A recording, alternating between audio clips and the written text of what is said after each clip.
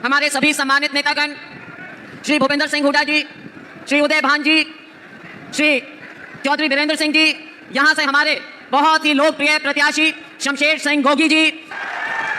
आज हरियाणा में भूपेंद्र सिंह हुड्डा को उस सीट पर जाना पड़ा जिस सीट के साथ वो सौतेला व्यवहार कर रहे थे, असम की सीट। गोगी यहाँ पर उम्मीदवार हैं, वहीं गोगी जिनका घर बनने वाला, रिश्तेदारों का घर बनने वाला बयान वायरल हुआ था। आज वहाँ पर राहुल गांधी और कुमारी शैलजा पहुंची। कुमारी शैलजा ने शानदार एंट्री की है राहुल गांधी के साथ इस रैली में। और सिर्फ असम की सीट नहीं है जहाँ पर भूपेंद्र सिंह हुड्डा सौतेला व्यवहार कर रहे हैं, ऐसी और भी सीटें हैं, मैं आपको बताने वाला हूँ। उसके बाद रैली की बात करेंगे। चंद्रमोहन बिश्नोई भजनलाल के बेटे हैं, पंचकुला की सीट है, उनके साथ भी हुड्डा सौतेला व्यवहार कर रहे हैं। अब तक एक बार भी चुनाव प्रचार के लिए नहीं गए हैं और जाते लग भी नहीं रहे हैं। प्रदीप चौधरी कालका की सीट है, वहाँ पर भी एक बार भी ना दीपेंद्र गया है ना भूपेंद्र खुद गए हैं।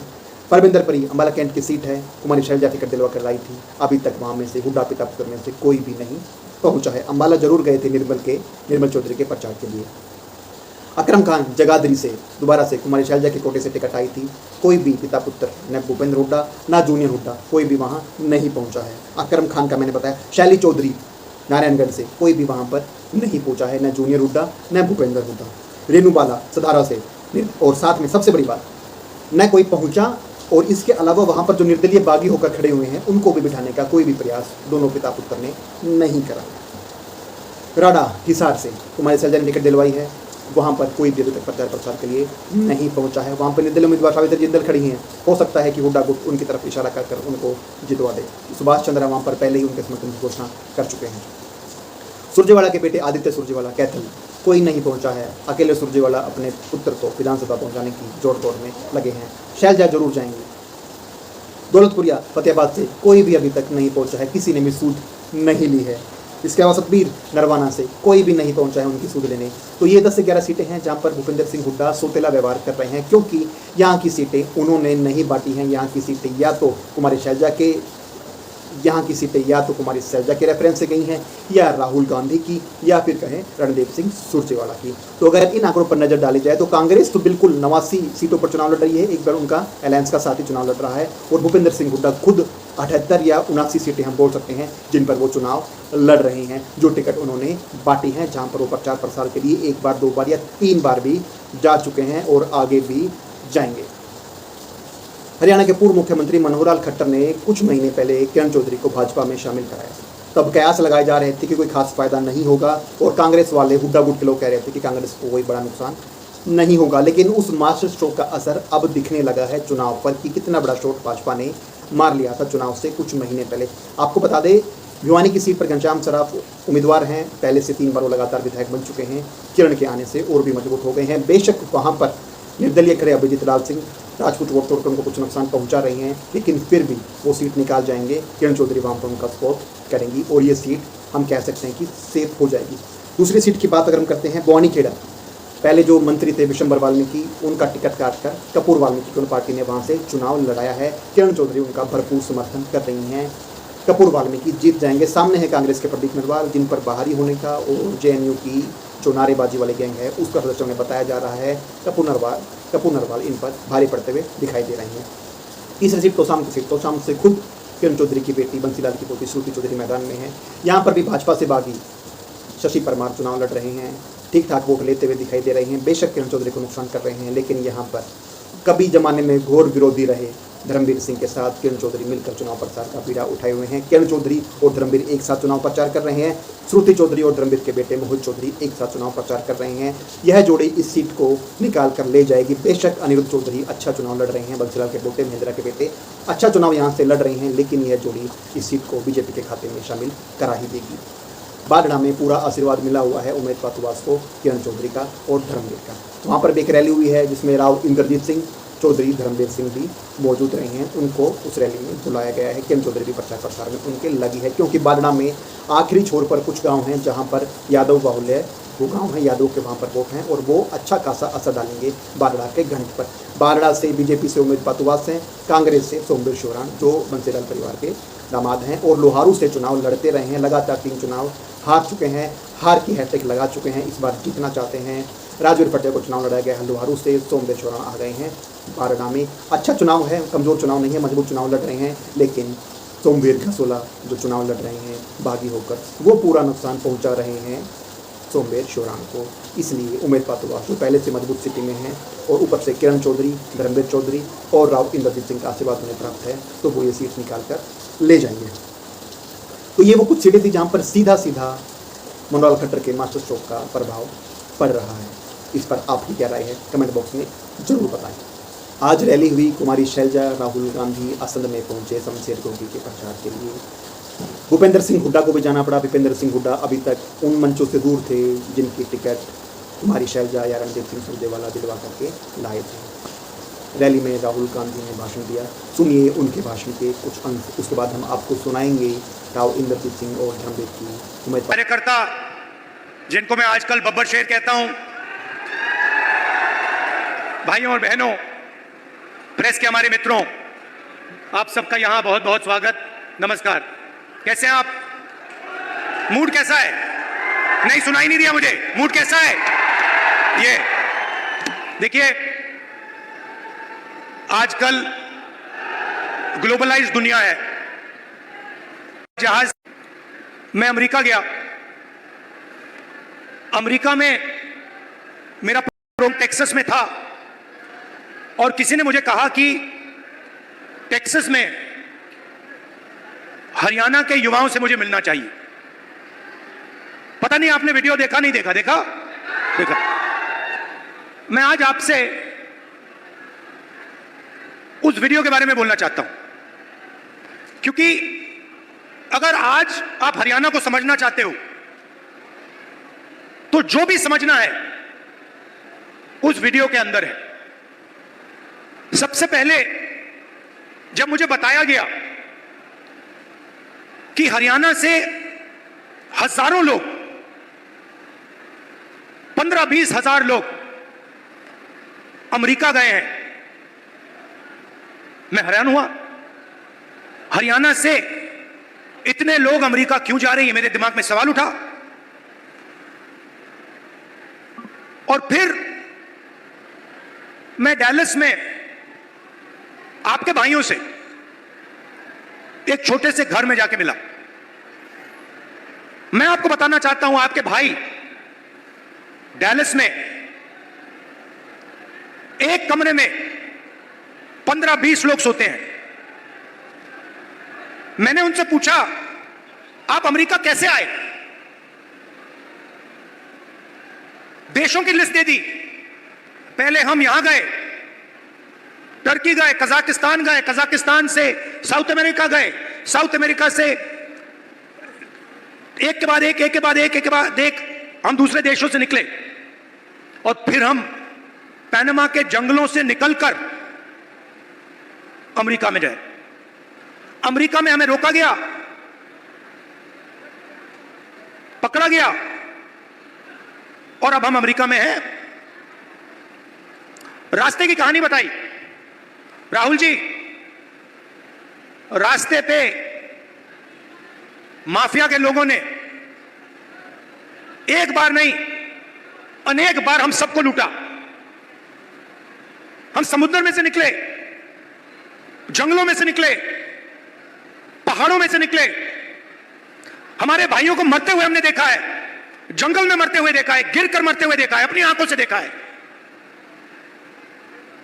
फिर मैंने सवाल पूछा, मैंने कहा कि भैया ये जो आपने सफर किया है, आप अमीर लोग तो नहीं हो, इस सफर के लिए, प्लेन टिकट के लिए, नाव के लिए, गाड़ी के लिए आपने कितना पैसा दिया? अमेरिका में घुसने के लिए आपने कितना पैसा दिया? राहुल जी, कम से कम 35 लाख रुपए अमेरिका में जाने के लगते हैं। फिर मैंने सवाल पूछा, भाई एक बात बताओ, आप 35 लाख रुपए ब्याज लिए हो या आपने अपना खेत बेचा? आधों ने कहा कि भैया हमने अपना खेत बेचा, दूसरों ने कहा हम ब्याज लिए। मैंने कहा किस रेट पे ब्याज लियो? कहते हैं 2% प्रति महीना। फिर मैंने पूछा, भैया एक बात समझाओ, आपने 30 लाख, 35 लाख, 50 लाख कर्जा लिया है, आप अमेरिका जा रहे हो, 50 लाख रुपए से तो आप हरियाणा में ही बिजनेस चला लोगे। जैसे मैंने ये बात बोली हंसने लग गए, कहते राहुल जी क्या बोल रहे हो आप, 50 लाख रुपए से हरियाणा में बिजनेस नहीं चालू हो सकता है। अगर हमने 50 लाख रुपए, ये 50 लाख रुपए हरियाणा में बिजनेस चालू करने के लिए लगा दिए होते तो हमारा बिजनेस फेल हो जाता। किसी ने मुझे यह भी कहा कि राहुल जी मैंने ट्राई किया, फेल हो गया, बेरोजगारी है, महंगाई है। और जब उन्होंने मुझे बोला, मुझे दुख हुआ, उन्होंने बोला राहुल जी हरियाणा में हमारे जैसे लोगों के लिए अब कुछ नहीं बचा है। अगर एक ही है, अरबपति का बेटा नहीं है, तो ना उसे बैंक लोन मिल सकता है, ना वो बिजनेस चालू कर सकता है, ना वो पब्लिक सेक्टर में जॉब पा सकता है, ना वो आर्मी में जा सकता है। एक के बाद एक, एक के बाद एक, एक के बाद एक, एक के बाद एक सारे दरवाजे आपके बंद कर दिए गए।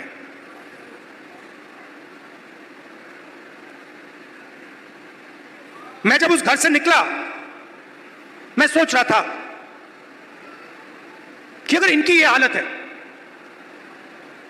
तो इनके बच्चों की क्या हालत है। ये तो यहां है, कोई ट्रक चला रहा है, कोई जॉब कर रहा है, पैसा कमा रहे हैं। मेरे माइंड में आया कि इनके बच्चे क्या कर रहे हैं, इनकी फैमिली क्या कर रही है। कमरे में मैंने बात उठाई थी, मैंने कहा कि आप फैमिली से मिलते हो? नहीं राहुल जी, हम 10 साल के लिए अपने बच्चों से नहीं मिल पाएंगे, अपने परिवार से नहीं मिल पाएंगे, हमारे माता पिता मर जाएंगे मगर हम वापस नहीं जा पाएंगे। और फिर एक व्यक्ति ने मुझे कहा राहुल जी एक काम कीजिए, जब आप वापस हिंदुस्तान जाएंगे तो आप 5 मिनट के लिए हमारे परिवारों से मिल लीजिए और उनको कह दीजिए कि हम ठीक हैं, हम सलामत हैं। मैंने उनसे कहा कि भाई बताओ, आपके पास तो मोबाइल फोन तो होगा, वीडियो कॉल करते होगे, तो उनको तो मालूम होगा। वो मुझे कहते हैं नहीं राहुल जी, वो मानते नहीं है, हम वीडियो फोन पे कॉल करते हैं और हमारे बच्चे मानते नहीं है कि हम ठीक हैं। अजीब सी बात है। फिर मैं करनाल गया सुबह 4 बजे, कि मैं चाहता था कि मीडिया वाले ना पकड़ लें, मुझे तंग करते हैं। मैंने इनको मित्रों कहा, मतलब ये हैं अदानी के मित्र, अंबानी के मित्र। तो मैं गया 4 बजे सुबह, वहां बैठ गए, बातचीत शुरू। एक मेंबर परिवार का यूएस में वीडियो कॉल चल रहा है, 6-7 लोग उस साइड डैलस में बैठे हैं, 20-25 लोग परिवार यहां बैठे हैं। मैं सोच रहा हूं ये हो क्या रहा है। और फिर छोटा सा बच्चा दौड़ता हुआ वो कंप्यूटर के पास जाता है, कंप्यूटर को ऐसे पकड़ता है और इतनी जोरों से चीखता है कि मैंने मतलब शायद अपनी लाइफ में ये चीख नहीं सुनी। कांपता हुआ चीखता है, पापा पापा पापा वापस आओ। और पिता कुछ नहीं कह पाता है। देव की आंखों में आंसू, चिल्ला रहा है। और पिता हजारों किलोमीटर दूर मुस्कुराने की कोशिश कर रहा है, नहीं मैं ठीक हूं। किसी ने कहा बच्चा इमोशनल हो गया। मैंने माइंड में सोचा कि इमोशनल हो गया, इसके हर रोज सीने में छुरे लग रहे हैं। इमोशनल शब्द का क्या मतलब है? वो अपने पिता को 10 साल के लिए नहीं देखेगा, छू नहीं पाएगा, गले नहीं लग पाएगा। क्यों? क्योंकि हरियाणा की सरकार ने हरियाणा को नष्ट कर दिया है, खत्म कर दिया है।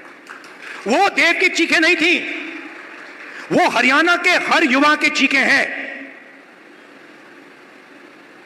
और जब वो बोल रहा था, मैं सोच रहा था कि इलेक्शन सब कुछ ठीक है, मगर हरियाणा में जो लाखों बच्चे इस प्रकार से रो रहे हैं, चीख रहे हैं, कांग्रेस पार्टी का काम उनके आंसू को पोंछने का है, उनके चीखों को बंद करने का है। अब देव रो क्यों रहा है, यह मैं आज आपको समझाना चाहता हूं। नरेंद्र मोदी जी ने, हरियाणा की सरकार ने सिस्टमैटिकली इस देश का जो रोजगार का सिस्टम है उसको खत्म किया है। वो जो युवा अमेरिका गए हैं,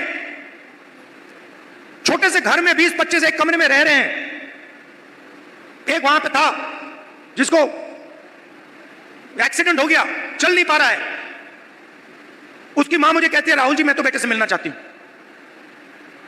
मैं कहना नहीं चाहता था, कैसे मिलोगी, वो 10 साल के लिए वापस नहीं आ सकता। तो बच्चे चिल्ला रहे हैं, माताएं चिल्ला रही हैं, पूरा परिवार चिल्ला रहा है। क्यों? क्योंकि हरियाणा में रोजगार नहीं। नरेंद्र मोदी क्या करते हैं, काले कानून लाते हैं, जो है आपके पास, जो आप पूरे देश को देते हो, वो भी छीनने की कोशिश कर रहे हैं।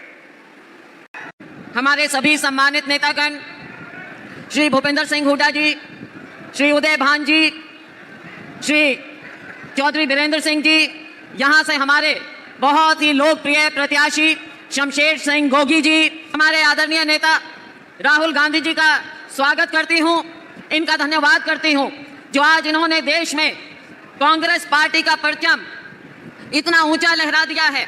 जो बोलते हैं ना कि बार हैज बीन रेज्ड, इतना ऊंचा कर दिया है कि आज इनके सामने कोई और नेता सामने टिक नहीं पा रहा है।